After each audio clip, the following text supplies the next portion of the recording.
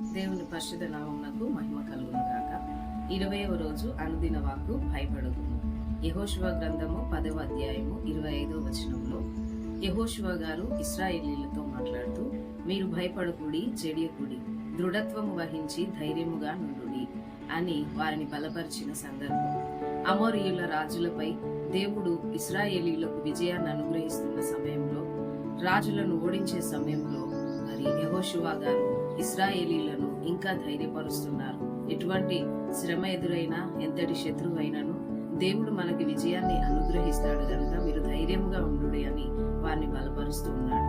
మన విశ్వాస జీవితంలో కూడా ఎన్నెన్నో శోధనలు మనల్ని వెంటాడుతున్నప్పుడు గెలవలేమనే భావనను మనం పక్కకు పెట్టేసి శత్రువును ఓడించేంత వరకు ఈ విశ్వాస పోరాటంను ఆపకుండా పరలోకానికి మనం సిద్ధపడుటకు ధైర్యము కలిగి మనం ముందుకు కొనసాగుతాం.